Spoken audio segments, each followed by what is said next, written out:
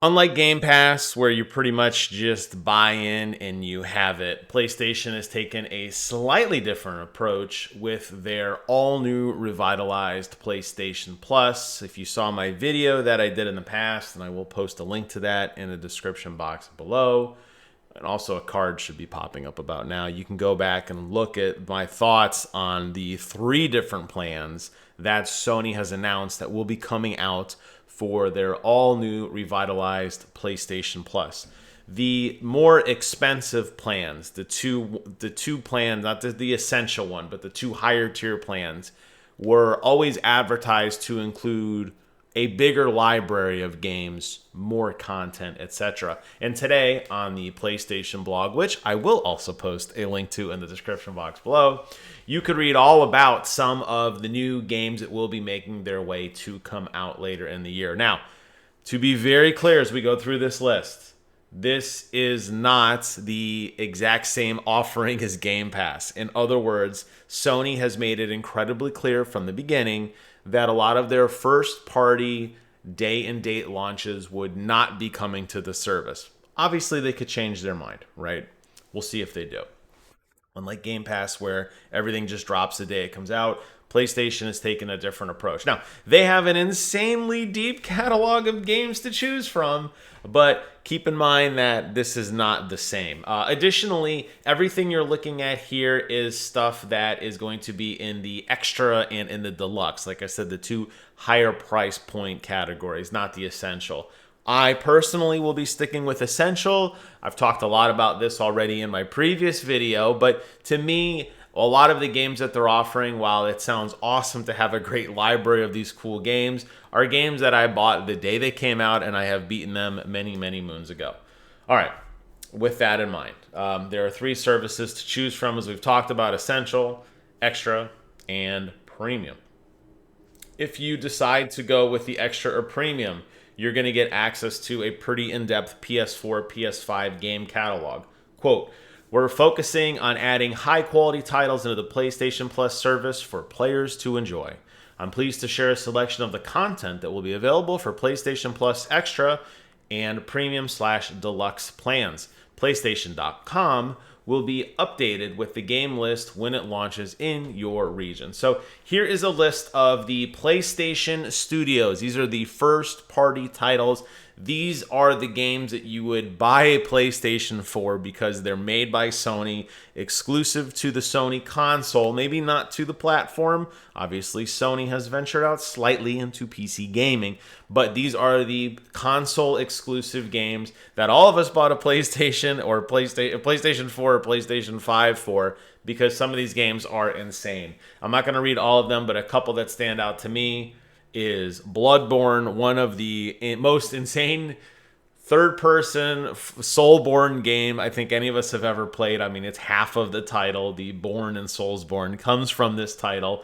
It's fascinating. It's beautiful. It's fun. I really wish it would get a 60 frame per second mode. I keep waiting for that other shoe to drop, as many of you others do. A remastered edition, an ultimate edition, something. I would buy it again and play it again. I loved it that much. Concrete Genie was a game that I really, really liked as well. It is a very artistic game where you control a 2D animal that you draw basically using spray paint on the wall, and you bring the world to life, this town of Danska, and you understand the mysteries of why this town became corrupt, and you use this magical paintbrush to cure it. It's such a beautiful art-styled game. Just some serious frame pacing issues again, and that was on PlayStation 4 Pro. Maybe it would work better on the 5, I don't know. Days Gone I really, really liked as well. Demon Souls. And I'll round out the top cut of the list here with Ghost of Tsushima Director's Cut, which I think a lot of people dived into Ghost and loved it. Cannot wait for the sequel. Beautiful open world, incredibly stylized, minimalistic HUD game. Awesome combat. You could play stealth, or like me, walking in and just doing a showdown where you challenge everybody in the town to you this giant fight at once, which was a blast. Interestingly enough, you know, and I guess I forgot that Gravity Rush and Gravity Rush 2 was a PlayStation Studios game, but those are a ton of fun. And as I'm reading through this list, I'm really struggling to find a game that I can't say something wonderful about. Obviously, you're going to have a lot of The Last of Us, The Last Guardian. Shadow of the Colossus. Interestingly enough, I don't see Eco on here, which is surprising because that is, that same studio, but that's okay. Until Dawn was a phenomenal game that really launched kind of the revitalization. If you've played any of the Dark Pictures anthology games, this is the same group of people who made those games. Obviously, this was their first attempt at it. Had all A-list actors. Hayden Panettiere was in there. And you basically have so many playthroughs. Regardless if characters die or not, you play through. And I loved that. So many different ways you could play this game. Insane amount of replayability. Uncharted, of course, would definitely make a cut, make a stand there. I'm glad. But Sony has also gotten smart, and I'm happy they did this. And something that I think Game Pass learned very well was that Microsoft's catalog, as much as I love Halo and as much as I love Gears, definitely not enough to sell you on a service, right? So PlayStation has been very smart in adding a lot of third-party games. They got some deep partnerships with other people. It's nice to see that they're going to be pulling some of those titles into, and this is kind of where I feel like you're going to get a little tit for tat with Game Pass, because while Game Pass does have all the first-party titles, there's not many to choose from. It's really their third-party catalog that really stands out. So a lot of these games I feel like I've gotten before on either Game Pass or on PlayStation Plus, and I almost can say, well, it's cool that you're doing this, but we don't live in a vacuum. We've gotten a lot of these games before, but I think it's a pretty respectable list. You got Ashen, you got Assassin's Creed Valhalla, Celeste, City Skyline, Dead Cells, which is, I have probably played Dead Cells, I would say close to 500 hours on my Nintendo Switch. It is an insanely amazing side-scrolling roguelike game. Beautiful combat system. Got a couple Far Cry games in there, and you're noticing a lot of Ubisoft games, right? Outer Wilds, the original Resident Evil, which I assume is the remade edition, The Crew, The Division, not The Division 2, surprisingly, just the original Division, which I think is a big miss because they just announced Division 2 content just went live for their final season 23 or whatever. They brought that back. I think it's a little miss there, but obviously, they're working on it. But Sony also has a large pedigree of classic games as well. A lot of older games that are kind of coming back to the forefront as well. Now, again, this is for the PlayStation Plus Premium members. Now, only these guys are going to have an access to that older, those older titles with classic, what do they say here? Improved frame rate and higher quality resolution compared to their launch versions for select original PlayStation and PS Plus classic games. You'll also enjoy a new user interface that allows you to save your game at any time. So, and even a rewind. So basically what Nintendo did with that overlay that allows you to rewind, fast forward gameplay. That's great. Here's a list of the OG PlayStation games that are coming out here. And the one I'm sad that I don't see, and the one that I expected to see, was Destruction Derby. Love Jumping Flash, love Siphon Filter, love Hot Shots Golf, Ape Escape, all phenomenal games. Even the old Worms games were fun as well. And then here's some of these remasters that they have with this, enhanced, this enhanced version they're talking about. You got a couple of the old Jax games, Tennis, Dark Cloud, Wild Arms 3. That was a lot of fun. And even I got a couple, not many, third-party partners in here. Kingdoms of Amalur Re-Reckoning, which was really a lot of fun. The remastered version of that. I played that on PC again, and I loved it. Borderlands, the Handsome Collection, Bulletstorm, Full Clip Edition. That's the one that includes Duke Nukem, as well as the main character. And I totally forget his name.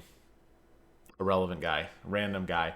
And then they're starting to get us the list of the PS3 games now. These are going to be announced via streaming. So there's Eco. Okay, interestingly enough, Eco is a streaming game. I mentioned it before. I was surprised to see that it wasn't up on the list, but there it is.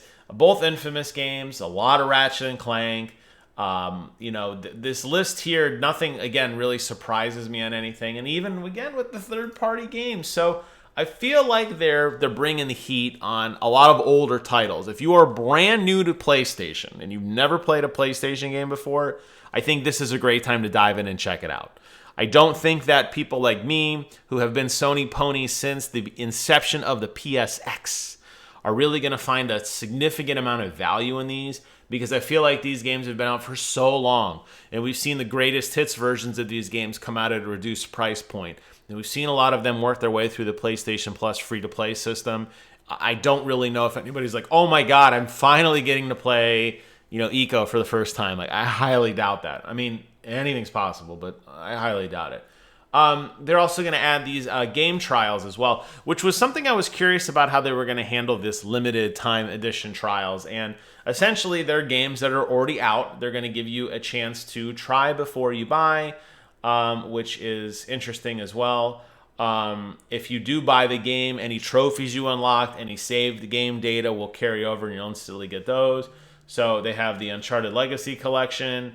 They have the Horizon Forbidden West, which I am playing through right now with my wife. Absolutely fantastic, beautiful game. And then a couple of third-party games, Cyberpunk, Tiny Tina's Wonderland, WW2K22. They go on to say that they'll be adding new games. This list is nowhere near final. Again, nothing I've seen here blows me away in terms of, oh my God, I have to have this service. But again, for some of my other friends who've been on the Xbox side of things or PC gaming and finally making the jump to console, welcome aboard, number one. Number two, I think you're going to find a lot of good value here if you are new. And I think a lot of these games were system sellers for their time. I would argue that God of War was absolutely a system seller. I would argue that Marvel's Spider-Man and Marvel's Miles Morales, absolutely system sellers. Returnal, system seller, for sure. Shadow Colossus, up until Final Fantasy VII Remake, my absolute favorite game of all time.